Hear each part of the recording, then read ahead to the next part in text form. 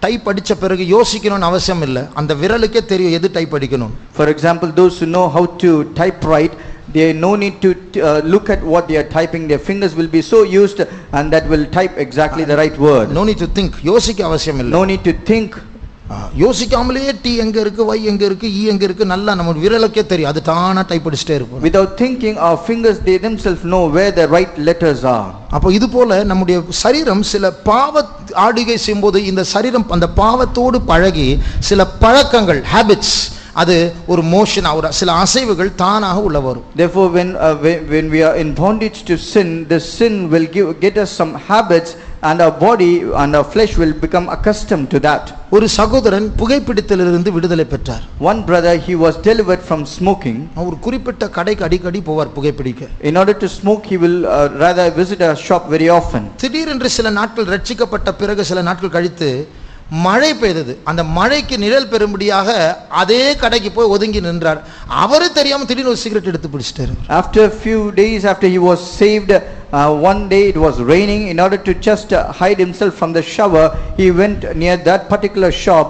Without knowingly, he got a cigarette and he started smoking. அதுதான் motions of sin, அந்த பாவத்தின் அசைவுகள் தான அந்த இடத்துக்கு போனேன்னு அந்த சரீரம் ஆட்டோமேட்டிக்கா சில காரியங்களை செய்யுது. And this is what is called the motion of sin. When we go to a particular place where we were entangled before, the body will automatically do that sin. இதனால இந்த பாவ அசைவுகளை மேற்கொள்ள கர்த்தர் நமக்கு உதவி செய்ய வேண்டும். இல்லை என்றால் நமக்கு உள்ள இச்சை இல்லாவிட்டாலும் இந்த அசைவு நம்மை மறுபடியும் அந்த இச்சைக்கு நடத்தும். Even though we might not have this lust, but this sin will lead us to that particular motion, and therefore the Lord should help us. உதாரணமாக, for example, நம்ம சும்மா இருக்கிற நேரத்தில் தானே நம்முடைய கை பாக்கெட்டுக்குள்ளே போய் மொபைல் ஃபோனை கையில் எடுத்துரும், அது ஒரு அசைவு. When we are idle, our hands will automatically go inside our pocket and it will remove the cell phone to use it, and that is a motion. சில நேரத்தில் டயர்டா இருக்கும்போது தானே நம்முடைய பாடி போய் தூங்குறதுக்கு படுத்துரும். Sometimes when we are tired, we will be accustomed that our body will automatically go to lie down for sleep. தான் பசி இருக்காது, ஆனா ஏதோ வாயில போடணும்னு சொல்லிட்டு ஏதாவது வீட்டில் இருக்கிற ஏதாவது ஒன்று போட்டு உள்ள போட்டுட்டு இருக்கோம். We will not feel hungry, but just for the sake of eating, we will go inside our house, find something and will start eating. TV பார்க்கும்போது, வீடியோ பார்க்கும்போது ஏதாவது சாப்பிட்டுட்டு தான் பார்க்கணும், அப்பதான் அந்த பாடி அப்படி செட் ஆயிடுச்சு. Whether we are watching television, whether we are watching a video, our body has become accustomed that we need to eat something while we do that. அப்போ இப்படி எல்லாம் சில பழக்கங்கள் இருக்கு. Likewise, there are certain habits. தானா குறிப்பிட்ட நேரம் வரும்போது அந்த வீட்டுக்கு போகணும், அந்த சேனல் ஆன் பண்ணணும், அந்த நண்பனை பார்க்கணும், இப்படி எல்லாம் நம்முடைய சரீரம் சில காரியங்களை, தவறான காரியங்கள் செட் ஆயிருக்கும். Our body would have got set into some wrong habits, like going to a particular place at a particular time, to meet a particular friend at a particular time. In the motions of sin, இந்த பாவத்தின் அசைவுகள், அதை பற்றி மறுபடியுமாக ரோமர் 8:13 நாம் வாசிக்கிறோம். Concerning this motions of sin, we once again read in Romans chapter 8 verse 13. மாம்சத்தின்படி பிழைத்தால் சாவீர்கள். மாம்சத்தின்படி பிழைத்தால் சாவீர்கள். அதனுடைய அர்த்தம், நம்முடைய மாம்சத்துக்கு சில பழக்கங்கள் இருக்கு, அதுக்கு நம்ம இடம் கொடுத்து அது போகிற ரூட்ல நாமும் கூட போனா, அது பழகுகிற காலத்தில் நாமும் பழகினா சாவீர்கள். If we live after flesh, which means the flesh has certain habits, and if we are accustomed to that and we do that, then we will die. ஆவியினாலே சரீரத்தின் செய்கைகளை அழித்தால் பிழைப்பீர்கள். அந்த சரீரத்திற்கு சில செய்கைகள் இருக்கு, பழக்கங்கள் இருக்கு, அதை ஆவியினால் அழித்தால் பிழைப்பீர்கள். This body has certain habits, certain works which it does, and if we mortify them through spirit, then we shall live. நம்முடைய கண்களை மூடுவோம். Let's close our eyes. நம்முடைய சரீரத்தில் இருக்கிற தவறான அசைவுகள், பழக்கங்கள் இருக்கும் என்றால், if we have wrong motions of sin in our body, இச்சைக்கு நடத்துகிற அப்படி பழக்கங்கள் இருக்கும் என்றால், if we have habits that will lead into lust. இன்டர்நெட்ல பாக்குறதுக்கு ஒண்ணுமே இல்ல, ஆனா என் கை தானா கம்ப்யூட்டர் ஆன் பண்ணும், அந்த மவுஸ் பட்டனை கிளிக் பண்ணும், அந்த வெப்சைட்டுக்கு போகும், அப்படி பழகிட்டோம்.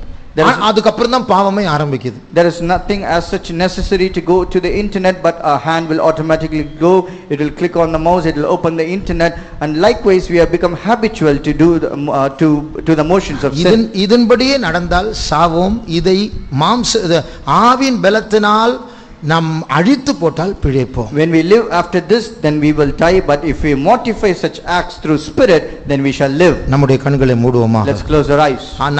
நாம் காலையில் கேட்டது போல, நமக்கு நாம் தான் சத்துரு. like we heard in the morning, we are our own enemies. இந்த மாம்சம் எனக்கு சத்துரு. This flesh is my enemy. இது என்னை ஜெபிக்க விடாது. It will not allow me to pray. என்னை விழித்திருக்க விடாது. It will not allow me to be watchful. ராக்காலவில் எழும்ப விடாது. It will not allow me to rise up in the night. Fasting எடுக்க விடாது. It will not allow me to fast. கர்த்தருடைய சித்தத்தை செய்ய விடாது. It will not allow me to do the will of God. அதனால தான் மாம்ச சிந்தை தேவனுக்கு விரோதமான பகை என்று சொல்லுகிறது. It is therefore it is said that a carnal mind is enmity to God. அப்போ அது காடுடைய எனிமி. இந்த மாம்சம் மனசுக்குள்ள போய் உட்கார்ந்துரும். இது இப்படி செய், நான் சொல்ற மாதிரி செய் என்று அது ஆளுகை செய்யும். அது தேவனுக்கு சத்துருவாய் மாறும். This flesh will enter inside our mind and it will start reigning and it will say you do this and do that, and by which it will become our own enemy. ஆகையால் இந்த சரீரத்தின் செய்கைகளை அழிக்கக்கூடியதான ஒரு சக்தியை கர்த்தர் நமக்கு தர வேண்டும். Therefore the Lord should give a spirit of power that should mortify all the works of flesh. நம்முடைய கண்களை மூடுவோமாக. Let's close our eyes. ஒரு 10 நிமிடம் ஒரு அபிஷேகத்துக்காக நாம் காத்திருக்க போகிறோம். For 10 minutes we will wait for an anointing. நம்முடைய சரீரத்தின் செய்கைகள், அந்த தவறான அசைவுகளை, இச்சைக்கு நடத்துகிற அந்த பழக்கங்களை அழிக்கக்கூடியதான ஒரு அபிஷேகத்தை கர்த்தர் நமக்கு தர வேண்டும். The Lord should give us an anointing that which will stop all the wrong motions and the wrong habits which is practicing us to follow all the lust and sin. அந்த இச்சைகளை ஜெயிக்கிறதான, அந்த அசைவுகளை ஜெயிக்கிறது, அந்த பழக்கங்களை ஜெயிக்கிற ஒரு அபிஷேகம் எனக்கு வேண்டும் என்று சொல்லுகிறவர்கள் நம் மத்தியில் இருக்கிற கர்த்தருக்கு முன்பாக நம்முடைய கரங்களை உயர்த்துவோமாக. Those who say that I need this anointing in order to overcome that wrong motion which will lead us to sin and to the lust, keeping in mind that we have the Spirit of God in our midst, let us put up our hands. கர்த்தர் நமக்கு ஒரு அபிஷேகத்தை தர The போகிறார். Lord is going to give us an anointing. ஏனென்றால் நம்மை விட அந்த அபிஷேகத்தை நமக்கு தர அவர் விரும்புகிறார். More than us, He is more desirous to give us this anointing. கர்த்தருடைய ஆவியானவர் மாம்சத்திற்கு விரோதமாக இச்சிக்கிறார். The Spirit of God is lusting after this flesh. Lusting against the flesh. Lusting against the flesh. ஆகிய அந்த மாம்சத்துக்கு விரோதமாக இச்சிக்கிறதான ஆவியானவர் ஆட்கொள்வாராக. May the Spirit of God who is lusting against the flesh be found in us. இனிமேல் இந்த மாம்சம் நம்முடைய மனதை ஆட்கொள்ள கூடாது. Henceforth this flesh should not reign our mind. நம் ஆவியானவர் நம்முடைய மனதை ஆட்கொள்ள வேண்டும். Spirit of God should rule our mind. இந்த மாம்சம் ஆவியானவருக்கு அடங்க வேண்டும். This flesh should be subdued to the Spirit of God. இப்படி போ, அப்படி போ, அந்த கடைக்கு போ, இந்த வெப்சைட்டுக்கு போ, அந்த ஊருக்கு போ என்று அலைய வைக்க அந்த மாம்சம் இனிமேல் கர்த்தாவே உம்முடைய சித்தம் என்ன, அதை செய்கிறேன் என்று சொல்ல பழக வேண்டும். That flesh which will make us to wander about saying go here, go there, go to that shop, should now say, oh Lord, teach me of which way I should அப்படி go. விரும்பி இப்போது கரங்களை உயர்த்தினவர்கள் மேல் ஒரு அபிஷேகம் இறங்க போகிறது. Those who have decided likewise and they have put up your hands, the anointing of God is going to descend upon them. அது கைக்குள்ள இறங்க போகிறது. And it is going to descend through their hands. தலைக்குள்ள இறங்க Going போகிறது. to enter their heads. அது மூளைக்குள்ள இறங்க Going to போகிறது. enter their brains. அது காலுக்குள்ள இறங்க போகிறது. Going to enter their legs. சரீரத்திற்குள்ள இறங்க Going போகிறது. to enter deep inside the body. எல்லா அவயவங்களை ஆட்கொள்ள போகிறது. Going to engulf all the members of the body. தவறான அசைவுகளை மாற்ற போகிறது. Going to change all the wrong motions. இனிமேல் இந்த சரீரம் பாவத்தை அல்ல தேவனை தேட போகிறது. Henceforth this flesh is not going to seek after sin, rather God. ஷபரா Tura மக்கரா மாரியா ஷபரா துரா திரா ஷமனா துரா மக்கரா மாரா Tura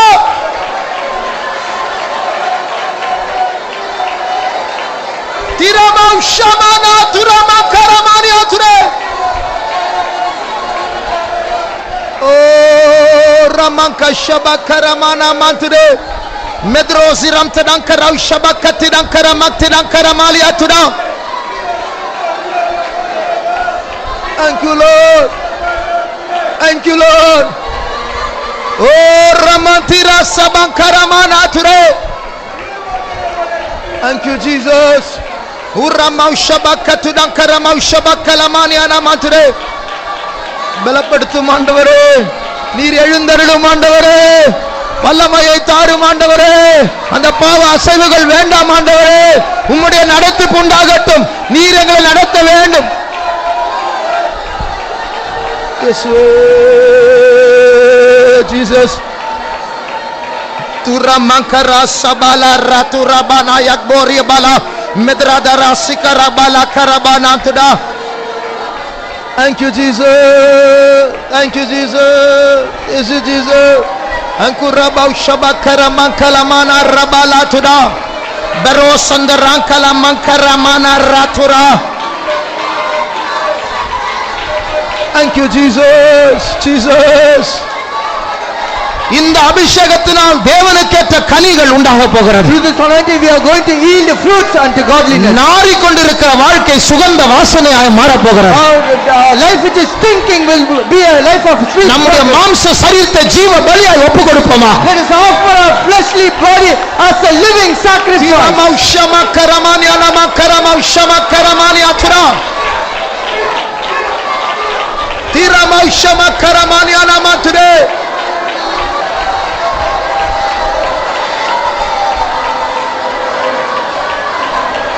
Imanka shabanka tidakara batida zidrati bala bakaraba shabakala bakaratu dakaraba tira samana ratura.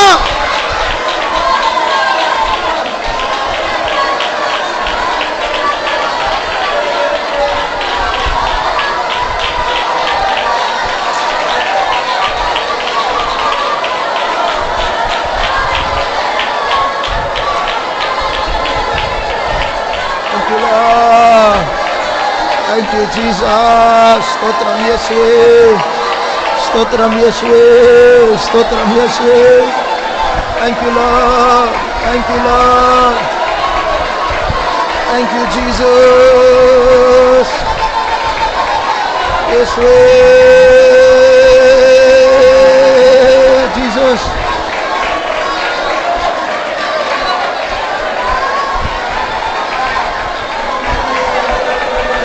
Many people, but inwardly we will have certain bitterness, and that will be revealed by which we will not speak to certain people. அப்படி இருந்த தயவு செய்து அப்படிப்பட்டவர்கள் ராபோஜனம் எடுக்க வேண்டாம். If then such people should not participate in this communion. அதை மேற்கொள்ள முயற்சி பண்ணுவோமாக. Try to overcome such things. ஏனென்றால் அது நம்மை ஏமாற்றுகிற ஒரு காரியம், ஆண்டவரை ஏமாற்றுகிற காரியம். இதனால தேவையில்லாத வியாதிகள் பலவீனங்கள் நம்முடைய சரீரத்தை தாக்கும். By doing so we are deceiving our own self, we are despising God, and because of it some sickness will come into our body. சிலரோடு நிறைய நாள் வருஷ கணக்கா மாச கணக்கா நாள் கணக்கா பேச மாட்டோம். எந்த தைரியத்துல போய் ராபோஜனத்துல பங்கெடுக்கிறோம்? With some people we will not speak with them for many days, many months, many years. With what authority we go and participate in such communion? நமக்கு விரோதமா யார் என்ன சொன்னாலும் தேவனுடைய கட்டளை அப்படிப்பட்டவர்களை நேசிக்க வேண்டும். Whatever other people speak against us, it is the command of God, therefore we should just obey to God. Pastor D Thomas சொல்லுவார், நம்முடைய ரொம்ப மோசமான, அதாவது worst enemy, மிகவும் மோசமான சத்துருவை நாம் எவ்வளவு நேசிக்கிறோமோ அவ்வளவுதான் இயேசுவை நேசிக்கிறோம். Pastor T.U. Thomas very often will say, to the extent we love the worst enemy, to that extent we love Jesus. அப்போ நம் மத்தியில சிலர் worst enemy அப்படின்னு இப்படி சொல்லிட்டாங்க, அப்படி செஞ்சிட்டாங்க, இப்படி பேசிட்டாங்க, அப்படி நம்ம யோசிக்கிறோம் இல்லையா? அப்போ அப்படிப்பட்டவர்களை நாம் எவ்வளவு நேசிக்கிறோமோ அவ்வளவுதான் இயேசுவை நேசிக்கிறோம். Even in the midst of us we might have certain people whom we have categorized as the worst enemy. To them how much we love them, to that extent we also love Jesus. பைபிளே சொல்லுகிறது, கண்ட சகோதரனை சிநேகிக்காமல் காணாத தேவனை சிநேகிக்கிறேன் என்று சொன்னால் அது பொய். If the scripture itself says that if you say that we do not love a man who is visible, and we say we love God, that is a big lie. அப்போ யாராவது நமக்கு விரோதமாய் பேசினாங்க, நம்ம எதிர்க்கிறாங்க, நமக்கு விரோதமாய் தூற்றி திரிகிறாங்க, பேரை கெடுக்கிறாங்க, நேரில் வந்து பயங்கரமாக திட்டுறாங்க, அது யாரா இருக்கட்டும், தேவன் கொடுக்கிற கட்டளை அவர்களை நேசிக்காவிட்டால், விட்டு சும்மா இருந்து வர்றதில்லை, நேசிக்காவிட்டால் நமக்குள்ள சாவு இருக்குன்னு அர்த்தம்.